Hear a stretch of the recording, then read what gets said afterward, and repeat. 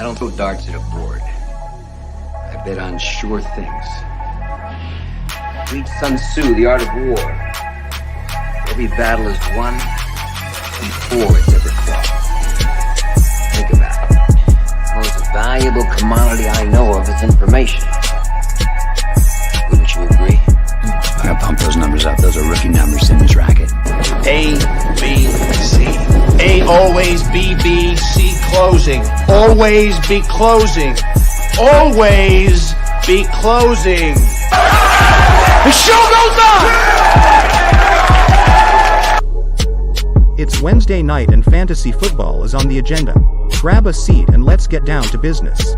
It's time for the Fantasy Boardroom. Here's your host, Tycoon.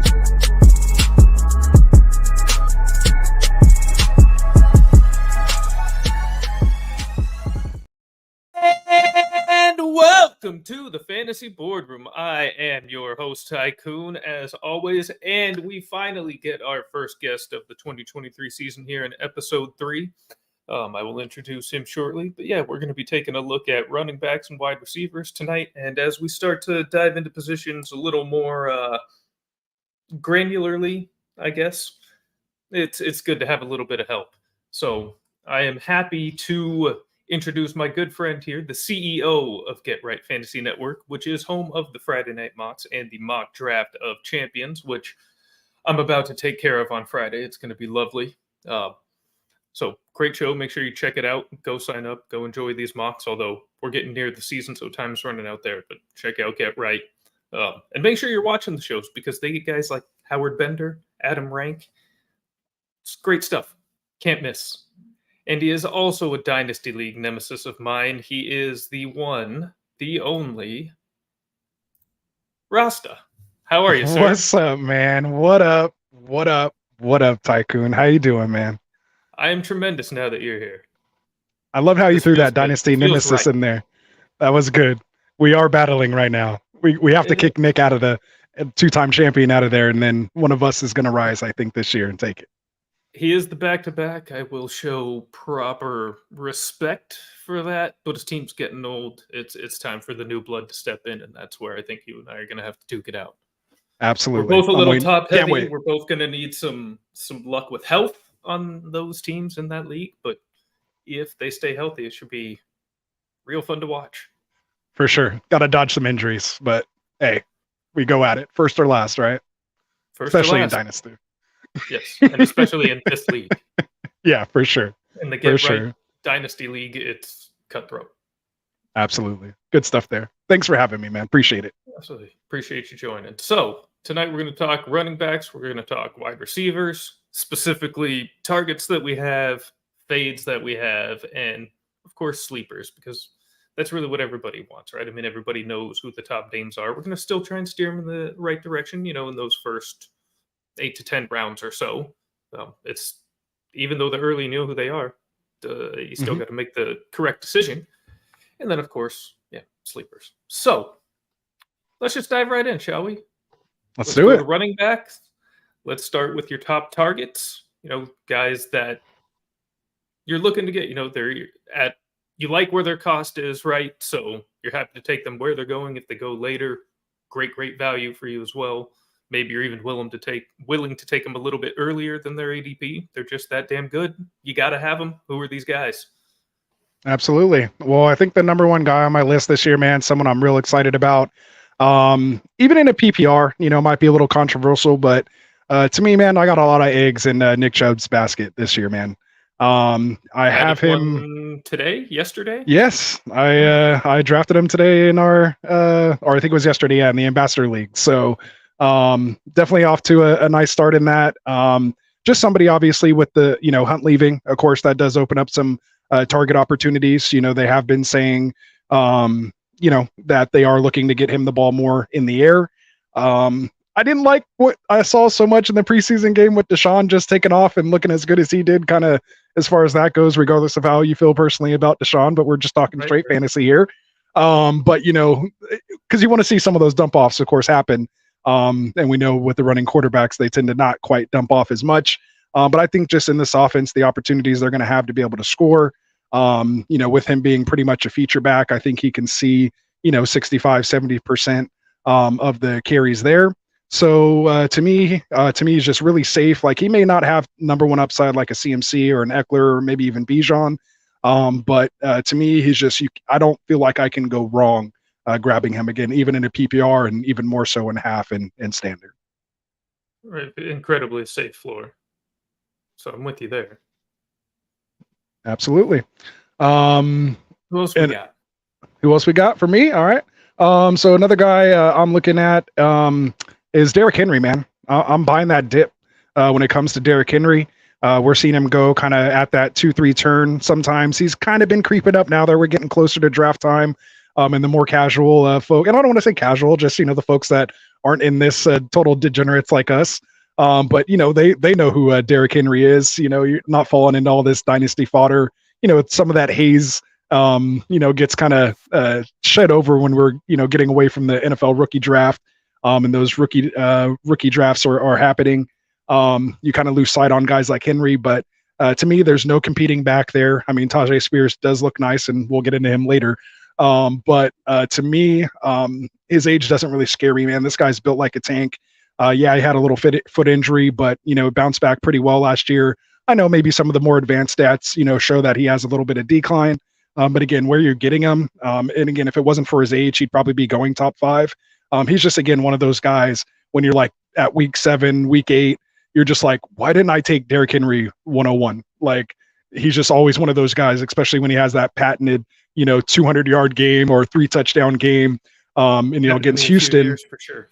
Exactly. And one of the most reasons why I'm targeting him is because of that playoff schedule. He gets Houston, Seattle, Houston, weeks 15, 16, 17, the easiest ranked playoff schedule.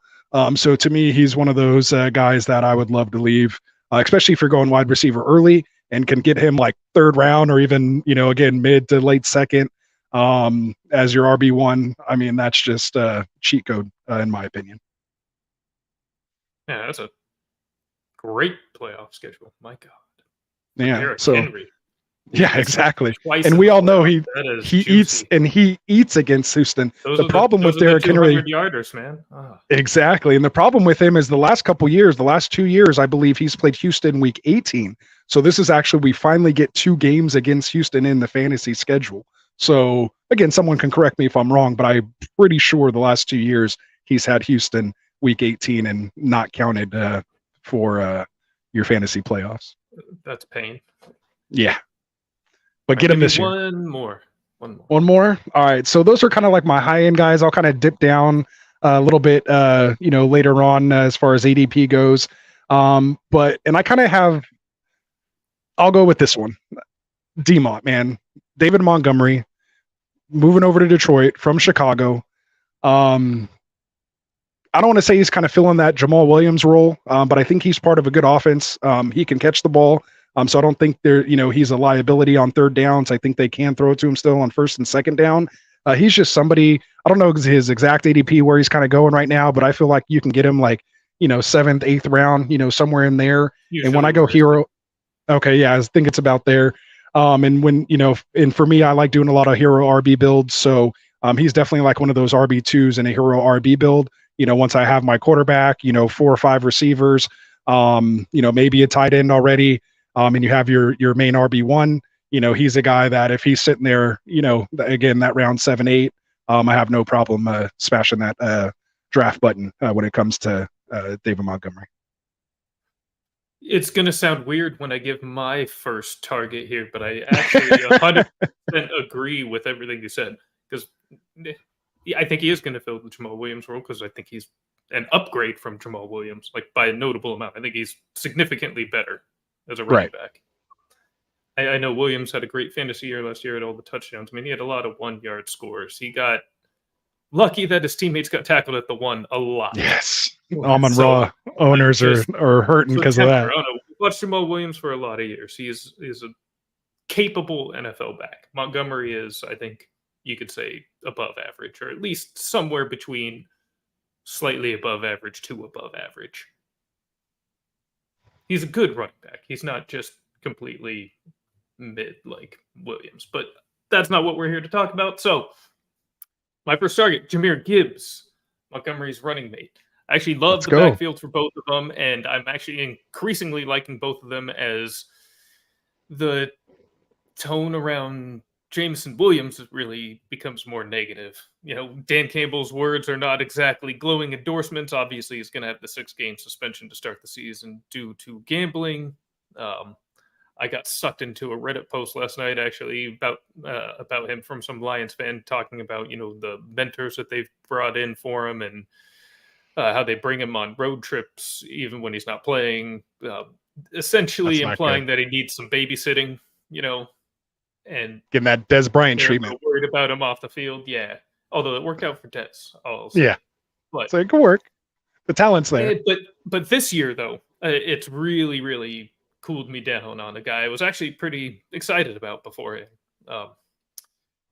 Same. And I know there's a lot of hype around Laporta as well, and I'm sure he'll be good. He'll be fine, but I'm just never going to bank on heavy offensive production from a rookie tight end because it really doesn't exist. It doesn't happen. It's the best 2 seasons from rookie tight ends have been Mike Ditka, Jeremy Shockey, and Kyle Pitts. I mean,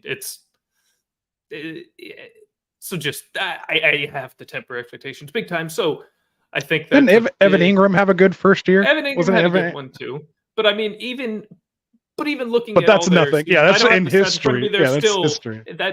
but and even as pure seasons, I mean, they're 4 tight ends, fine, but they're not like big dominant seasons by any stretch Right. of the imagination. They were like solid contributions. So I really think that Goff is going to be leaning heavily on St. Brown, on Montgomery, and on Gibbs.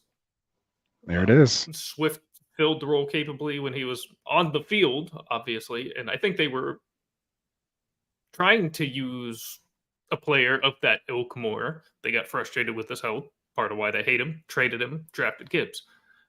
Gibbs is a very explosive and dynamic athlete. Goff loves to dump off, so I don't think that's going to change, especially now that he has arguably an even better weapon to do so with in Gibbs. I think it's Gibbs to the moon. It was a top 5 offense last year. Detroit was. All they really did was upgrade the backfield. That's really been the change. The offensive line is still a top 5 unit themselves in Detroit.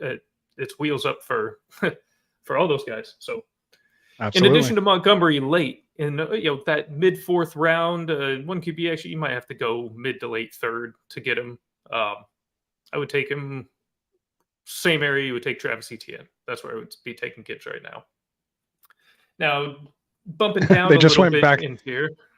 They just went back to back in the mock tonight. So they went 3-9 and 3-10. Gibbs, Etienne. Yeah, super So, appropriate. Yeah. Great spot Mhm. for him. I would draft. I mean, me personally, I'd be willing to, if there was only one or the other there, say in the mid 3rd, I would even do that. There you go. So it wouldn't be far past the turn. Alvin Kamara, I'll keep him a little bit more brief. As much as I love Kendre Miller, I mean, they did bring in Jamal Williams, who I also just shared my opinion on. Kamara will miss 3 games, so that's kind of baked into his price. Typically, somewhere 7th to 9th round, depending on the amount of doubt existing in your given league. He's still Alvin freaking Kamara, and Yeah, Derek Carr. we saw that town in the over Andy preseason. Dalton. I mean, I don't know. I just am not going to doubt elite players until they actually show those signs of decline. A lot of people like to, and maybe from a dynasty perspective, you want to get out, a year early rather than a year late. But when it comes to redraft, man, if I can get them that late, I'm still going to take my shot at a guy that I know has top 5 potential. And that's not even crazy to say. Yeah, I would say maybe more like top 10, but we're splitting hairs when it comes to that compared to where you can get them. But yeah, man, especially when we found out it was just a 3-game suspension. Where you're getting them, I don't think that draft stock is or that ADP has really corrected itself yet from all the offseason. So I think he's definitely a steal. I think he's better in double hero RB builds. I wouldn't quite target him if you're doing a hero RB. just because you kind of want a little more safety. I mean, unless you're going to kind of hit two or three running backs in a row, when you kind of get them there. But for a double hero RB and you get him as your RB3, I mean, that's just you're golden in my opinion. Great RB3. I mean, steal. Absolutely. And then lastly, he'd be going a little bit in front of Kamara right now, probably somewhere 6th, 7th round in most drafts, and that is DeAndre Swift. I mean, I'm always going to bring up DeAndre Swift. Always. Yeah. 6th, 7th round for the best running back in Philadelphia, arguably the best offensive line in the league, going to be likely another top 5 offense this year. And I know I addressed this in rankings, but Hurts doesn't dump off the receiver or to his backs, blah, blah, blah. Personnel dictates strategy. That's what I will always say. He's never had, I know Kenneth Gainwell can catch. This is not to disparage Kenneth Gainwell. He's just not as talented as DeAndre Swift. It's a really simple equation.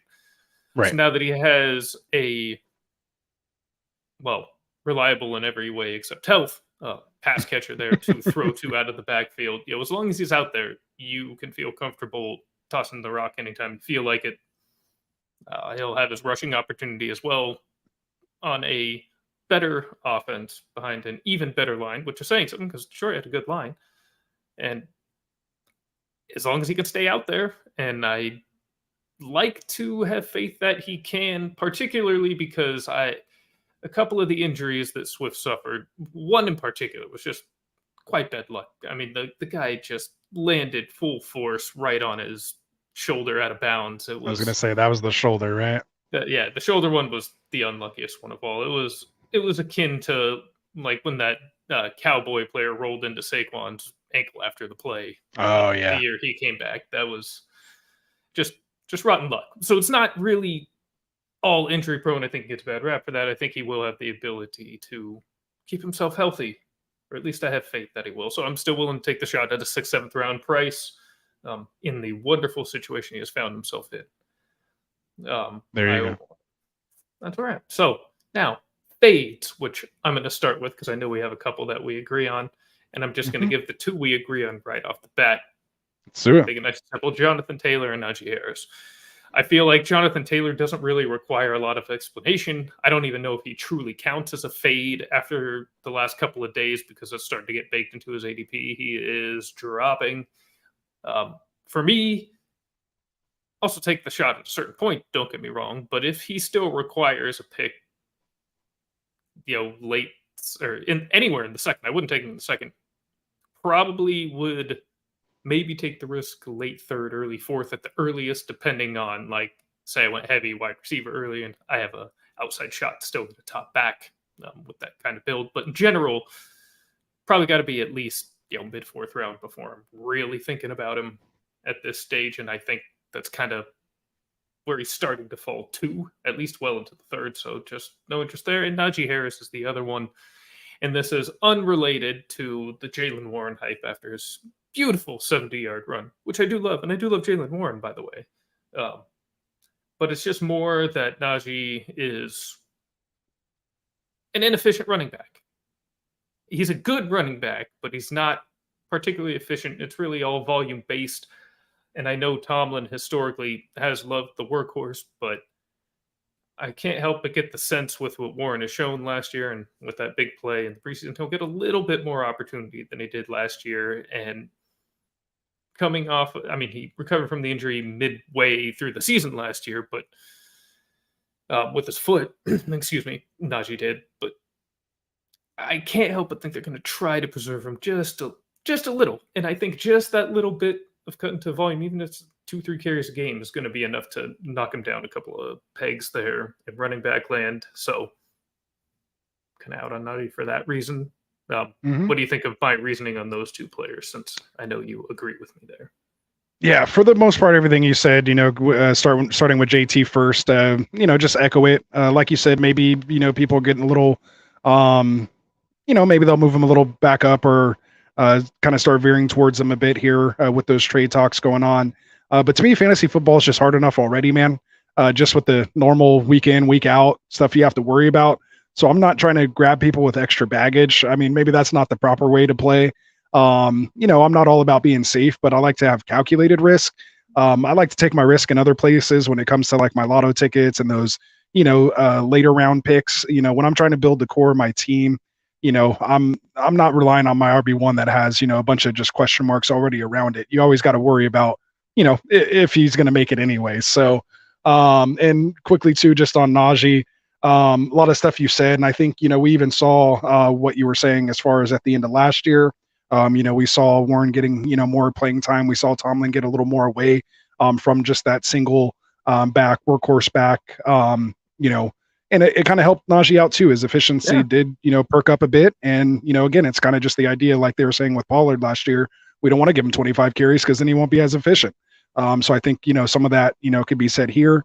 And if they do it properly and kind of move towards a more conventional, split backfield, it could be 70-30, 65-35. And I don't think they'll Warren go definitely looks 35. Yeah, it'll probably say closer to 70s, 70-30. They could keep him, a lot fresher and but just to me, I'm kind of staying away, especially what we saw in the preseason. Looks like they're going to air it out more. They really are. Looks like they're really leaning into Kenny Pickett there. So I just think that as well takes some touches away. Yeah, and that not only that is going to be their goal, but I'm also just don't believe in a Kenny Pickett-led offense at this point in time. So, yeah, little interest. But we'll interrupt for a quick question here from Randy Miller. Thank you, Randy, for joining us. Thank you for the question. Dynasty draft right now, can you help me out? 6-point passing touchdowns. I didn't take an early QB to a Daniel Jones. Dak still on the board. Who do you all recommend? Me personally, Deshaun Watson. I mean, I know it's kind of gross, but I think that's the most talented player on the board by far. Still young enough to warrant being a QB1 on a dynasty team.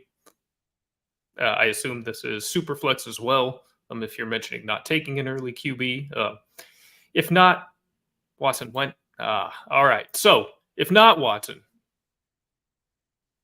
I know people. Well, that means we made the right pick then. If he just went, so well done, Tycoon. Well done. Yes. So Tua would be my next choice. Yeah, that's where I'd go to. I know. Yeah, concussion worries possibly, but the truth is he's not at any more risk than anyone else to have those concussions. I mean, other than that, he's a little smaller in stature, but as far as his head being fragile, there's no concern there. And then and it's only one QB. And it's only one QB, then you're going to be fine anyways. But yeah, I would rank him probably Tua, Jones, Dak in that order the rest of the way for one QB. That's what I wanted to know. I was like, between Dak and Jones, who you going with there? Obviously, it helps Daniel just sign that 3-year contract extension or whatever it was. So he is going to be tied there. So at least you kind of know what you're going to get. You just want to see them build, some more receivers. I mean, I guess they don't need more receivers. They just need more talented receivers around them, which, they're starting to get. I think they have the most slot receivers in the league right now. But other than that, so that's good stuff. So go ahead. Yeah, in redraft, I'd take Dak. But for Dynasty, I would take Daniel Jones first. And does Waller Jones stack interest you guys? In redraft, heavily. I'm still a little concerned about Waller for Dynasty. He is, wrong side of 30, or at 30 now. Has had injury issues reappear in the last couple of years. So while I'm incredibly optimistic about 2023, I'm not sure how much I believe in it long term. But it could be a guy you might be able to move after this season if he can get through it really cleanly. Absolutely. Good stuff. And then Roman Reister says, "What's up, What's up, Roman? How's it going, man? Appreciate you joining us. Make sure you guys hit that subscribe button. If you're watching here from Get Right, man, go over to Fantasy Boardroom, subscribe to Tycoon's show here, man. Get them in there. Support our fellow friends here at Get Right. You guys know that. So yeah, make sure you hit that sub button for my boy over here. Let's go. And in the get that little promo in for you.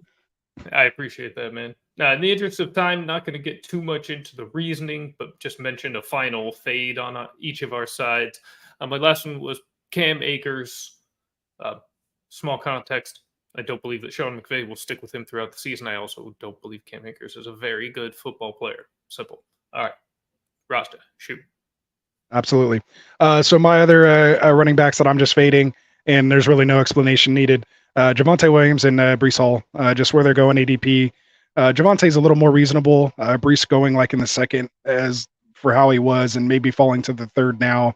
It's just a little absurd. So coming off the ACLs, especially in redraft, I'm just fading him this year. I'll be all over him next year. Go buy him in Dynasty, but for redraft, stay away. I mean, unless you can get Brees at like your RB3, especially with the Cook signing, the team's telling you right then and there. Like they could have went and got someone else if they thought he was close enough along to help to contribute. They're trying to win now this year with Aaron Rodgers. So again, it's to me, I think you should follow suit and follow the money. They paid him what $8.6 million to Cook.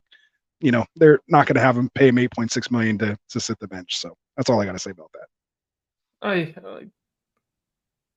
largely agree with you, actually. All right. So, click the wrong one.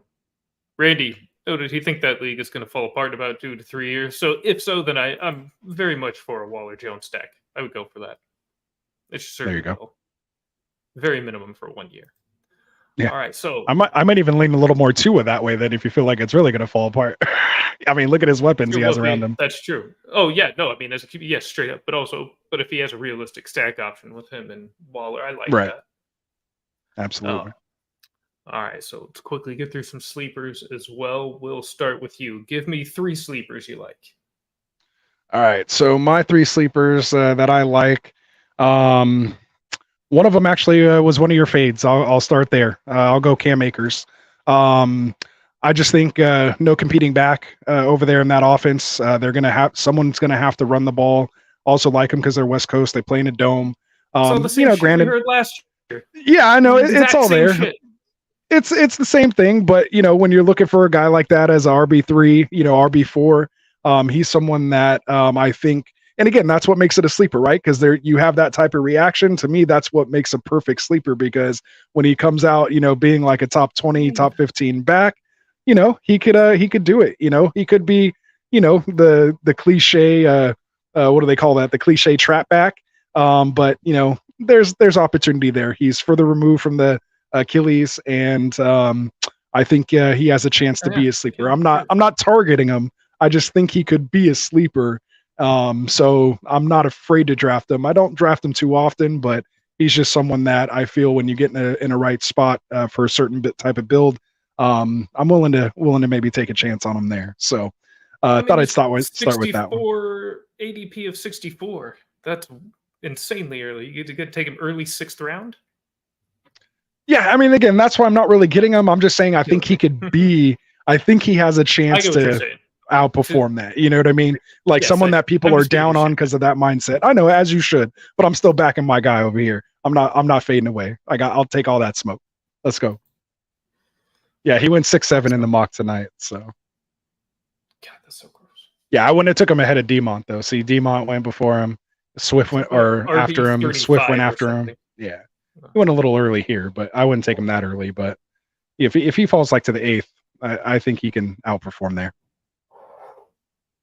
Nah. Hey, all right. Connor, yeah. So yeah, my other one is Connor. Yeah. No, my other one's Connor. That's the one I'm going to go to next. James Conner. Obviously, Vegas is projecting 2-3 wins for this team. I think Adam Rank, who was on the show with us last week, had predicted they're only going to win 1 game. Arizona is, but I liked what I saw kind of in the first preseason game with Connor.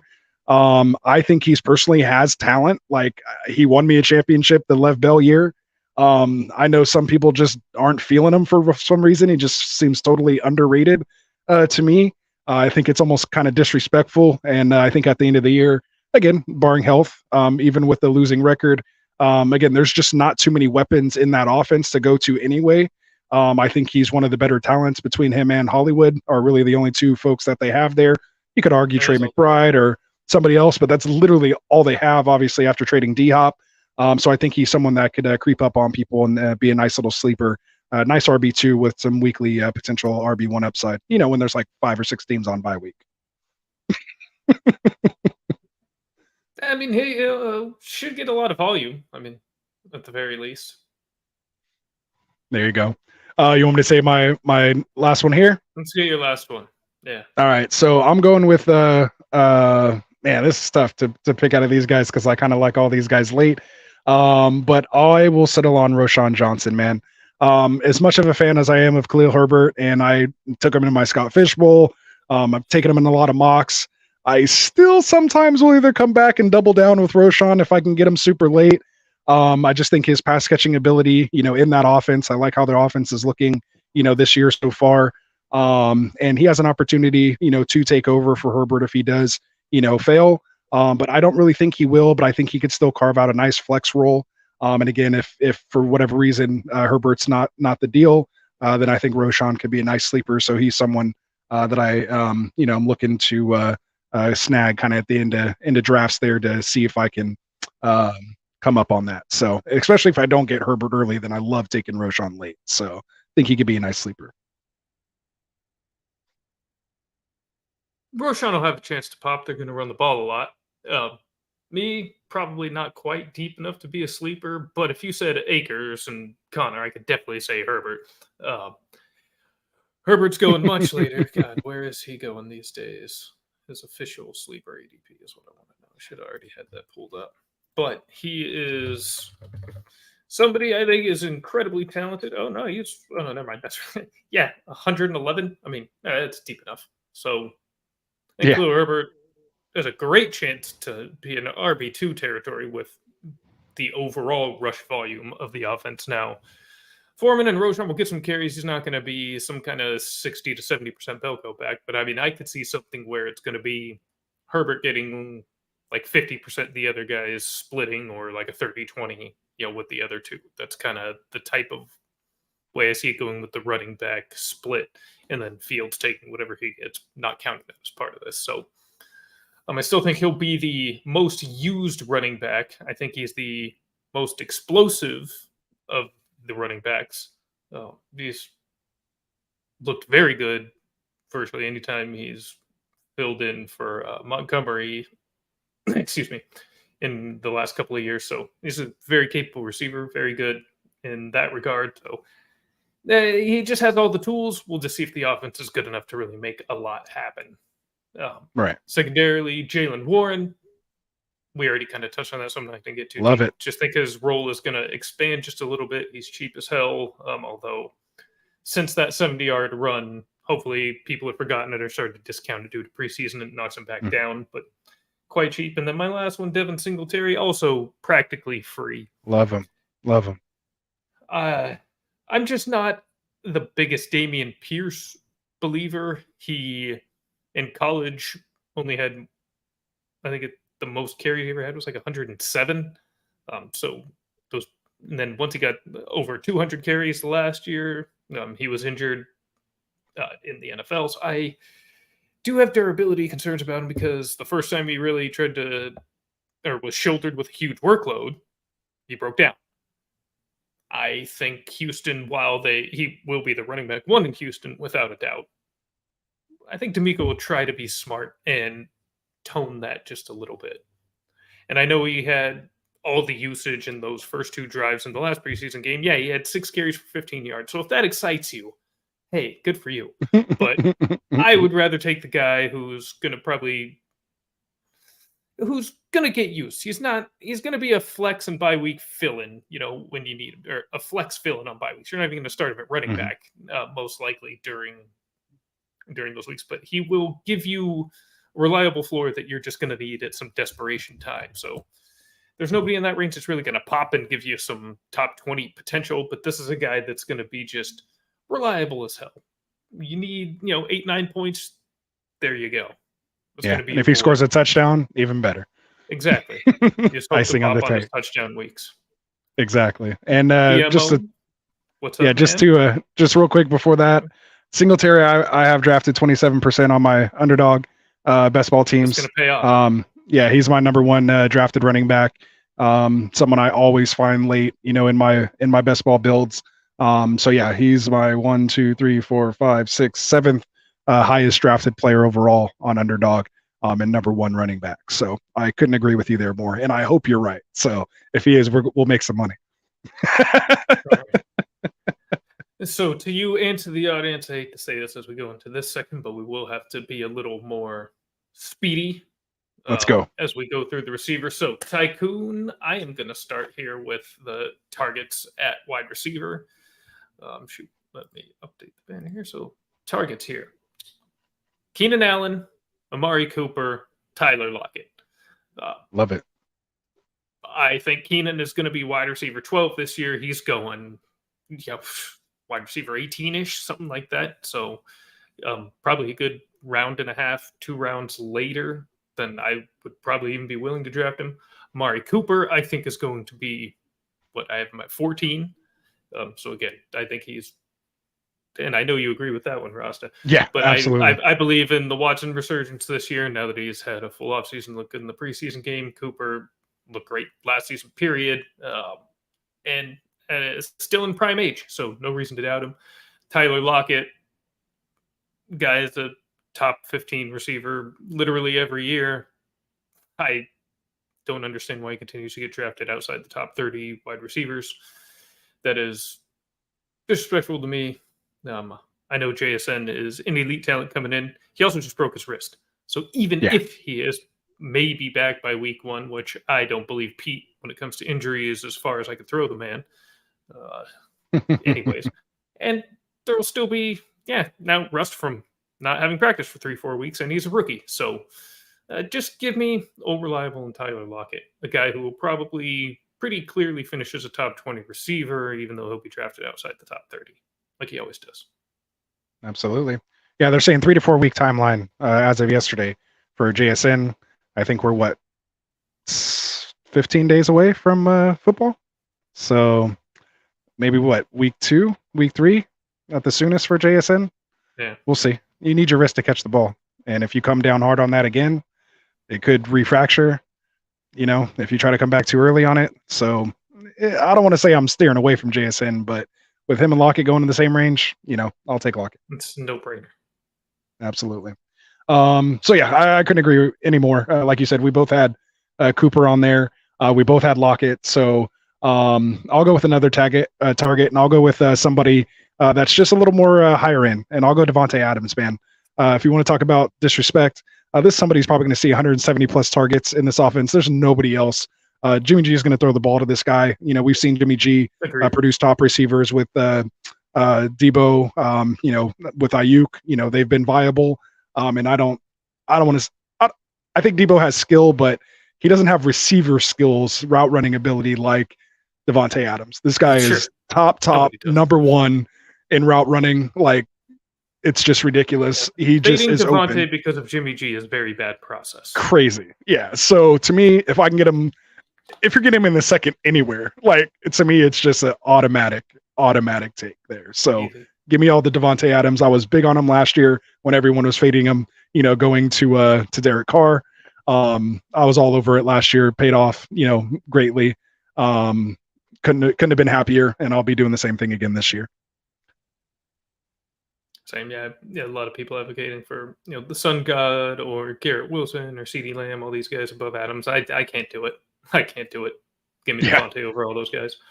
Exactly. I'll take them. So I had a couple honorable mentions. Guys like Kirk, and one of my favorite targets that I guess I'll mention here, Jahan Dotson. He got the turf toe injury with Scary Terry. They're not saying it's serious, but we all know how those toe injuries can just linger into the season. They do. When you're talking about somebody who can run routes, I mean, Scary Terry, man, love the guy.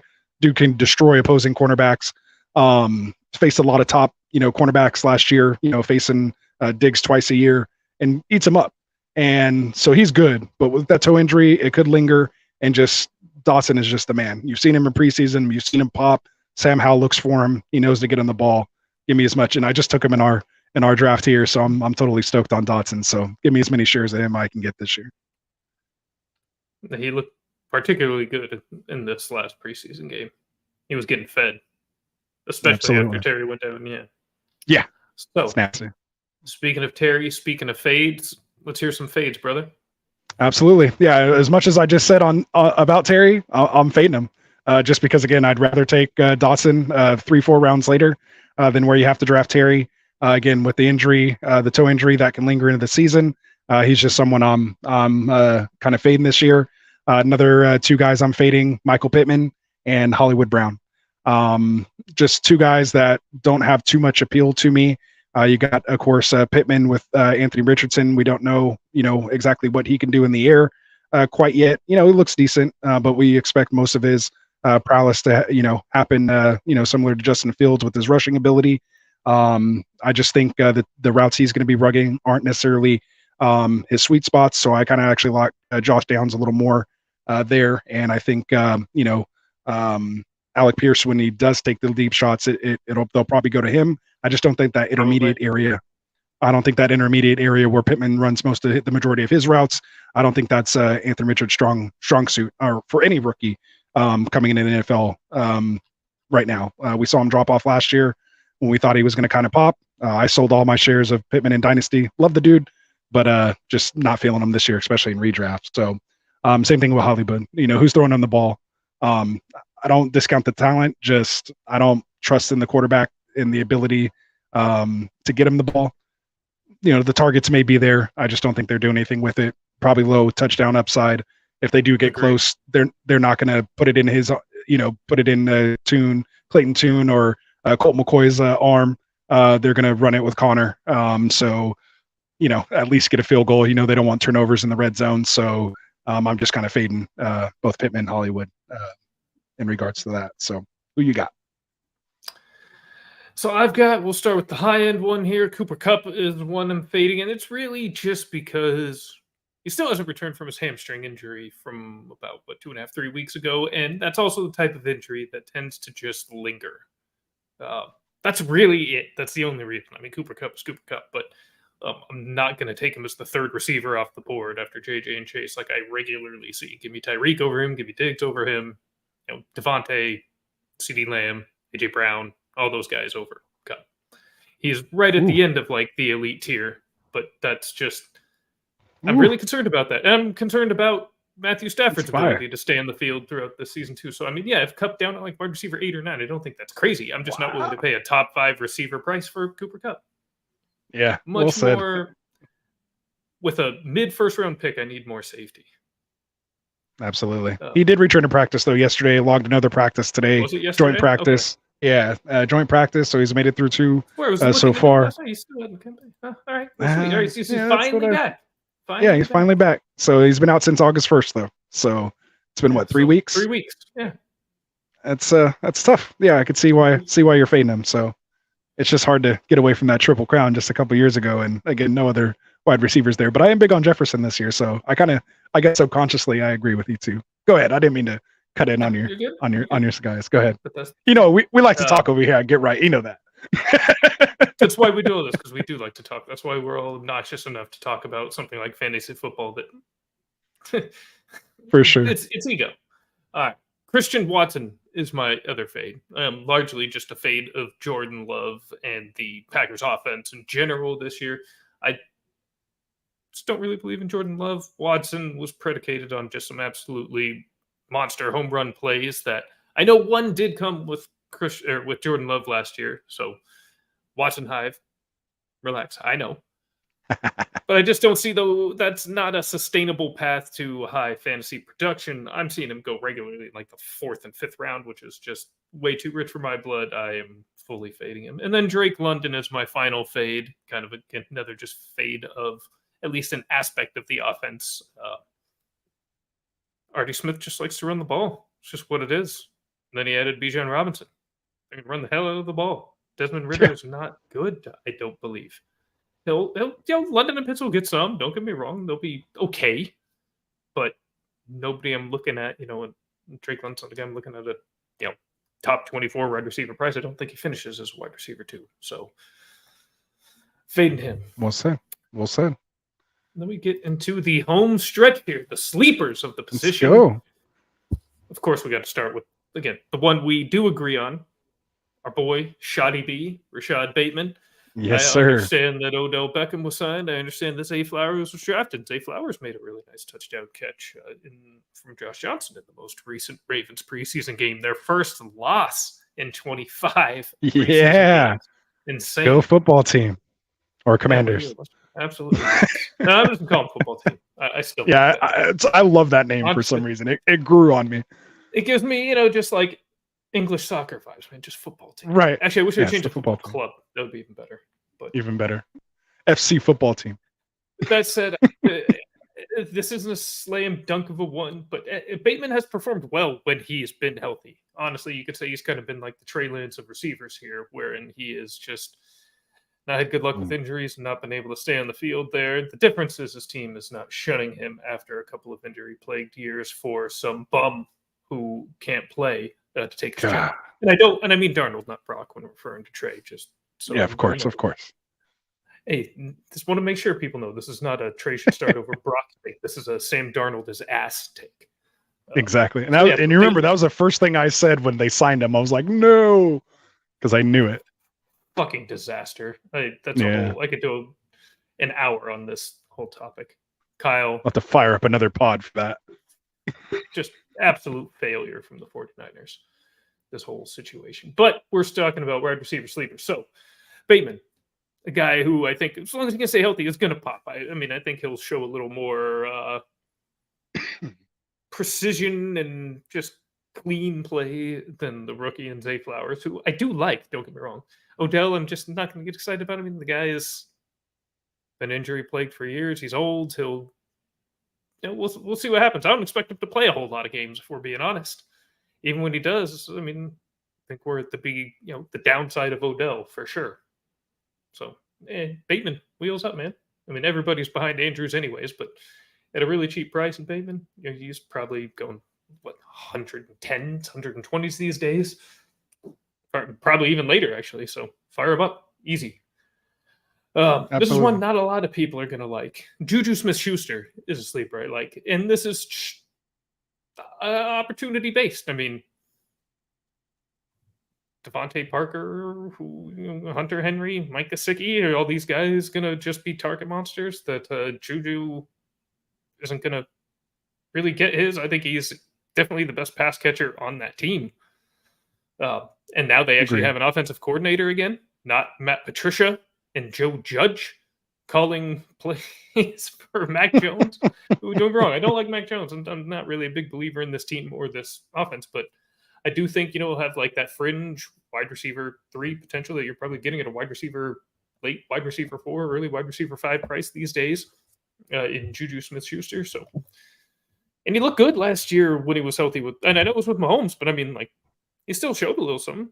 Now, when he came back from injury, it was a little spotty, but before his original injury, the first several weeks of the season, he was looking decent, especially being behind Kelsey. So, give me that. And then lastly, I know this one you don't like as much, but Jacoby Myers, guy I like a lot. I think the Las Vegas Raiders are going to be throwing the ball a lot this season. They're going to continue to be playing from behind a lot this season. So while Devontae will be the apple of Jimmy's eye, or any quarterback that plays with Devontae Adams, secondary target will be Jacoby Myers. He's better than Hunter Renfrow is. This guy just sucked in the targets when he was in New England. That's kind of the role that I think Juju's going to fill over there. Part of why I brought that up. They traded Darren Waller, the Raiders did. Really easily the de facto second target. Then we'll see what happens with Josh Jacobs as well there. I do think he'll be back, but still. I just think there's going to be a lot of volume, and his cut is going to be more valuable than he's priced. I think he's a guy that's probably going to be a mid wide receiver 4, and a guy who's probably going 130, 140 overall. Give me that all day. And then briefly, I'm just going to mention Curtis Samuel. Partially, Terry's turf toe kind of rides that, but another guy that's just a huge health discount. The guy gets hurt a lot, but he'll give you a couple pop games. So just try and get him early in the season while he's still healthy. I think they'll get creative with him. I think the enemy will. Yeah, I agree with that one for sure. I have Curtis Samuel 27% owned on my underdog drafts. 1, 2, 3, 4, my fifth most drafted guy there on Underdog on my best ball teams. Someone like you're saying, you can get super late, essentially free. That could be a nice bye-week filler. And if he does pop in those roles when you can throw him in there, with Sam Howell, then yeah, I think he's one of those guys that kind of have the talent, like you said, because of the injuries, he kind of just got slept on a little bit. But when he's healthy and he plays, he's pretty electric. Again, he's used really is. similar to Debo Samuel. Are they related? I think they are kind of related, aren't they? Or they just say that. I'll have to check that. But he's used similarly like him. If you guys remember when he was in Carolina, what got him the giant contract in Washington was his play in Carolina, where he was performing. So I don't think the talent's gone anywhere. He just needs to get healthy and get some opportunity. And I think he has a chance to make it happen this year. Thought I was going to sneak him in Scott Fishbowl, but Lindsey Rhodes just that half round or so before. Yeah. Let's see. Oh, all right. So we agree on Bateman. We agree on Curtis Samuel. Give me just two more sleepers you like at the wide receiver position. All right. I'll go with Dobbs, man. And it's kind of like Dobbs and Reed, one of those guys. So I'm going to kind of sneak in there and give you two. I don't know which one exactly is going to pop, but I think one of them are a little opposite with you on, and yeah, probably more like Reed. He does look good. They both look good. One shine one game, one shine the other. So I think one of them has the potential to pop. I don't think they'll both pop, with Christian Watson there, but Love actually looked a lot better than I initially thought. I think he was able to control the offense. Besides that botch snap, at first, which wasn't his fault. That's on the center. Maybe it was him. He wasn't ready for it. But once that happened, he came back. So Dobbs and Reed, man, one of those guys is going to pop. Get one of them at least, I think, and we'll see. We'll see what happens. So, can I say another one real quick? Yeah, one more. All right, I'm gonna give another double. It's gonna be Mechie and Collins. Man, make sure you guys leave the draft with one of these guys. One of them's gonna pop too. So I'll leave it at that for Houston. I like Nico too. Nico's very cheap. I like those guys. CJ got to throw to somebody. And it doesn't seem to be Schultz. And I was going to say, it doesn't even seem to be like Schultz in the preseason. We'll see if they're saving it, but he's like splitting time in the preseason. I don't know if they're just doing that to keep him healthy or whatever it is. So what's up, Jeezy? Just got off the phone with him on my way home. Boy. Yeah. Appreciate the sub, man. Hell yeah. Make sure you guys sub over here. Fantasy Boardroom. If you're watching on Get Right, come over here. Come sub the Boardroom. Hey, Mac got Jacoby the ball. I think I can get Juju the ball. Dylan, what up, dog? Dylan, to you. For sure. Dylan likes dubs. Fair enough. He had a couple nice games last year. 10th round. Yeah, is he really going in the 10th round now, Dobbs? Right. Ooh, that seems early. Am I that quiet? Have I been that quiet? I hope people have been able to hear me. Shoot. Oh, you sounded good to me, but I don't know. Well, you got the headphones on. That could be. It could be that. I'll turn up the gain next time. We're about to close, but thank you for the tip, for able to make sure I have somebody verify that I don't sound like I'm talking from far away. I have it really close, so I must just need to turn it up. Because I don't have to stand. I'm not going to have it right in front of my face, and I'm not going to talk to y'all like this the whole time. That's probably how I sound, though. Oh, man. Anyways. All right. I hate to good stuff. Make it seem rushed, everybody. But yeah, there is a target here with this show, so we are going to start to wrap this up. This has been awesome, Rasta. Thank you. The opposite of Frank's advice. See, I got to back up a little bit. Rasta thinks the 10th round is early for dubs. Definitely not making so much. Ooh. He's calling him out. You might. I have to look at it. I haven't looked at him yet. You never know. And there's 4 different guys with 4 wildly different opinions and thought processes about this. So you can't really target if you're drafting on the Get Right mocks. Just know this: you cannot say, "Oh, I'm going to think like Frank. Oh, I'm going to think like Mike. And think like Ross. And think like Dustin." No, if you think strictly like any one of them, you're not going to get anywhere. You have to try and mix and match and blend what all these guys do. There's drafts that these guys draft first overall, and then 2 of the other guys don't even have them in their top 6. So just most of the time, that's how it happens. It's wild. It's absolutely wild. And it does lead to some interesting decisions. One I highly criticize that I'll leave private between me and Anthony, but I had to go hard on that one. I love it, man. And that's what I love, man, about those mocks. Everybody loves it. I love that they care. The team I liked, they didn't like so much. And I still think it was my best team. And it's like the one they hated the most. It's crazy. It happens, man. For But that's sure. how trades happen. That's how fantasy football works. If not, everyone would just be drafting the same team and all that. So that's why this is great, man. And we're gonna actually play it out, and we'll see what happens. We'll see who's right, and we'll cash those receipts at the end of the year. Hey, no, hey, Dylan, Frank's a good fantasy player. We'll give him credit. He has a terrible taste in football teams, but he knows his fantasy. He knows his ball. Let's Absolutely. give Frank a little props. Exactly, Jeezy's Jeezy. right, honestly, just draft the guys.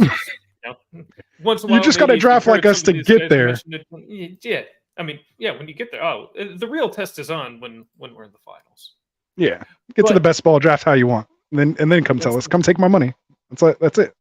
Yeah, that's the ultimate proof, right? Perfect.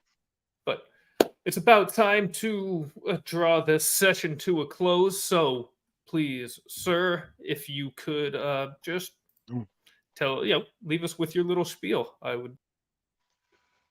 Absolutely. No, I appreciate it. Just first and foremost, man, thanks for having me here in the boardroom again, man. So different from the last time I was on here and we were talking draft strategy. But now what is it? 3 years later, just happy to be here. If you guys want to check us out over here, getrightfantasy.com. We run our mock draft tournament of champions every year. We also have our listener leagues and stuff like that going on. We're going to be back when we get started here for the season, helping you guys get your lineups right every week. Monday is going to be our overreaction and waiver show. We'll come in on Wednesdays and do roster management, help you with trades and take your questions there. Fridays our start sit Q&A session. That's usually like a 2 or 3 hour show. We go team by team. So breaking it down, all the players, whether we're starting them, sitting them that week. And then, of course, Classic Mike with his Sunday morning show. He'll be there for your last minute active inactives, and you should start sit taking your questions leading right up to kickoff. So come check us out over at Get Right Fantasy. And again, make sure you guys sub here to Tycoon in the boardroom if you're coming from Get Right. So appreciate it, man. Thanks for having me on, Tycoon. Hell yeah, man. Honestly, it's the best. Love having my friends here also that are good minds. It's a wonderful opportunity to have both given what we do. That's what I for sure. It's so hard to take like our 3 hour text conversations into just a 1 hour show. I think we could have probably done an hour just on running backs. Easily. Honestly, I probably could go for another hour, not like no sweat. Not even sweat. Yeah. Just can't exactly for the at people. This exact moment in time. For the people, it's all the good. Convenience of those watching not live, when they scroll through, they don't look at a 2 hour and 2.5 hour stream like, oh yeah, well, I can go watch Oppenheimer maybe instead. Like a couple of guys talk about wide receivers and running backs. So exactly. Appreciate your time, Rasta. Obviously, we'll absolutely continue this off stream throughout the week in various leagues and in your show. So it'll be good times. For sure. But that concludes this session of the Fantasy Boardroom. This meeting is adjourned. Let's win together. Let's do it.